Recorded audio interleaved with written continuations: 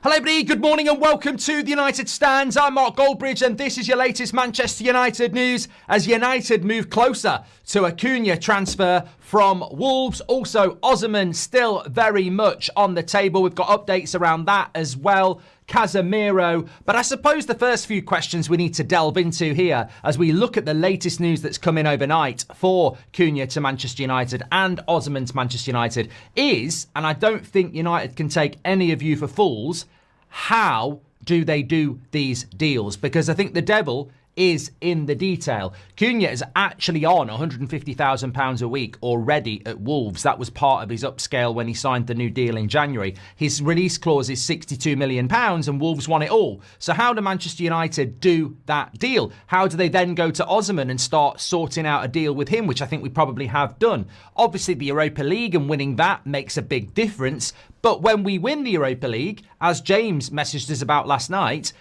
our wage bill goes up by 33% across the whole squad because that's the increase when you're in the Champions League. So what are Man United selling here? Are they selling, magic beans, or is there a reality to what they're doing? Is there sacrifices that will take place? Let's delve into that because, yeah, I'm very excited about Cunha to Manchester United, but I think there's a few realities amongst that we need to discuss. For example, I was interacting with a good account on Twitter today and they were saying if we sign Cunha, that's 60 million of a £200 million budget. Wrong. We don't have budgets anymore. You can't predict what Man United's budget is anymore. We've got to pay £90 million in transfers that we already owe. For example, we've still got to pay year 3 of Rasmus and Onana and maybe year 4 of Mount or someone like that or whatever. You know, we've still got to pay £90 million guaranteed. That came from Sir Jim Radcliffe. So £90 million has got to go out of this football club. 33% pay increase if we win the Europa League. But if we win the Europa League, that's £90 million coming in. So we don't have a budget. It's about moving bits of the pie here and going, right, let's have a look at what the latest is on Cunha. Now, we discussed this last night. How do you do a deal like this? Hello everybody, today's clip is supported by Sleeper. Before we dive in, let me tell you a bit more about Sleeper. This app is making serious waves. It was the #1 downloaded sports app in the US during the NFL season, even beating heavyweights such as ESPN and Yahoo. Sleeper isn't just popular, it's because they truly deliver the best fantasy experience. You get deeper customization, more league options, and all the bells and whistles that make managing your fantasy team a blast. But that's not all. Sleeper is growing a fantastic community with several million people using it daily for their sports fix. Sleeper has a broad appeal and is genuinely built for everyone. So, if you're looking to up your fantasy game,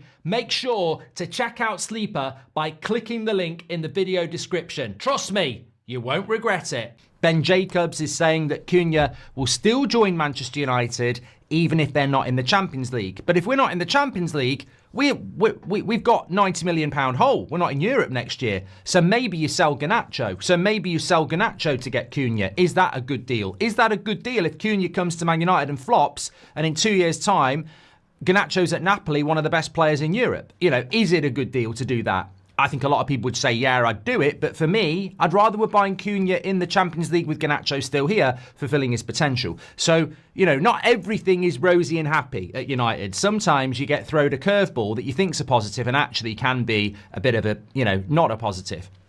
So, look, what I do find interesting is that from where we were 12 hours ago, we had one source talking about Cunha to Manchester United. We've now got more sources than Nando's, and it's definitely happening. When I say it's definitely happening, what I mean is we're definitely in talks with Cunha and we're definitely confident we can get the deal done. We're not at deal done yet. And I think what's really important, and this is the only thing I can tell you, everything else I'm going to be, going off theory and what's been said by others, and we'll shout them out. But one thing I can tell you, and this is all I've been able to glean from anyone, is that this is not a case of here we go later on today, or this week. This is not going to be that. I don't know how it's going to work, but it's not that. Like, yes, it could be like Depay. where that was announced, I think, in March or April, all those years ago under Van Gaal. But what I was told is, whilst that can happen, that's not expected to be what happens. Man United want to get this deal done early, but it still probably won't get here we go until June. So we're probably 5 or 6 weeks away from that, which is somewhat hard to stomach in a way, because you sort of like, the last 12 hours have been a roller coaster and we're clearly winning the race, but you sort of want to win the race. I don't want to leave this open for 5 or 6 weeks, because as we know, I thought we were signing Elise this time last year, and he ends up signing for Bayern in May. So I don't know whether United can push it to a point where actually we do have it done before the end of the season, but I guess we'll have to wait and see. But certainly the noise is coming out of United is that this is not something they're expecting to announce anytime soon, although positive talks are going on.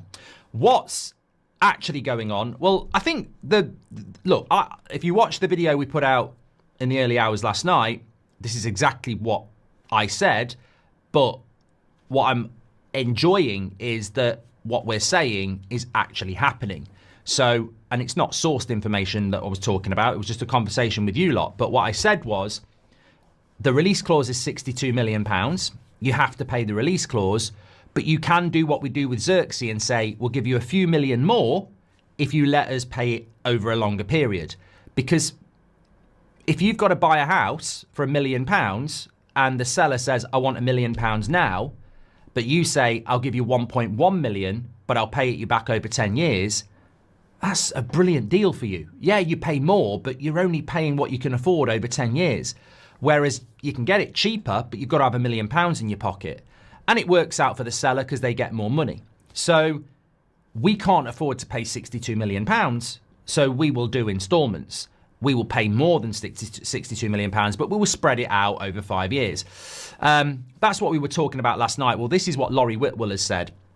Ruben Amorim and Manchester United executives are aligned on trying to bring Cunha to Manchester United.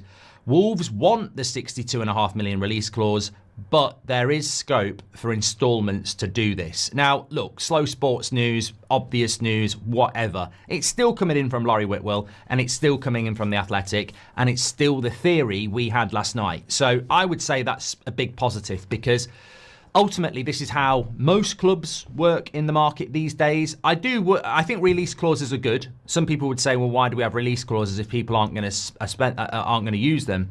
Because it draws a line in the sand. If that release clause wasn't there, Wolves could say we want 80 million for Cunha. At least we go, well, your release clause is 62, we'll give you 65 or 70 over 5 years. So that is good news. That is good news. Osman, I'll talk about in a minute, because it's good news around Osman as well. But yeah, I think with Cunha, where we're at is that, and look, breaking news, Newcastle, breaking news, apparently his dream is to play for Newcastle, according to Newcastle fans. A little bit of Twitter joke there. But no, look, we're favourites. We're in talks. The club are aligned. The player is aligned. I think between the lines, there's been conversations between the manager and the player, which is very clever when you play them at the weekend. He's obviously name-checked him in his press conference on Friday. Amorim is getting a plan A here. And again, I don't know how many other people will lock onto that. I think we've got a lot of crap journalism around Man United who don't actually understand what's going on at United. I think we talk on a daily basis and we have current themes that run year after year after year. A manager must be given as many plan A signings as possible. And Kenda we missed out on, and that was a plan A. And Gyökeres looks like we're going to miss out on, and that's a plan A. That's not good enough. So Dorgu wasn't plan A either. Mendes was. So we're not delivering the plan A targets for Amorim. And you don't always get all of them. But you've got to get as many as you can. And Cunha is clearly a plan A option. There's nobody else in that position that we could be looking at. Like, Goldbridge, that's the end of the clip. I'm sure you enjoyed it. In fact, I bet that's the best clip you've ever watched. So there's no reason not to subscribe to the channel, click the bell icon so you never miss a clip again. In fact, smash a like on the video because we all know only legends like videos and you are all legends. So please smash a like on the video and we will see you again on the next one. Thank you very much for watching as always.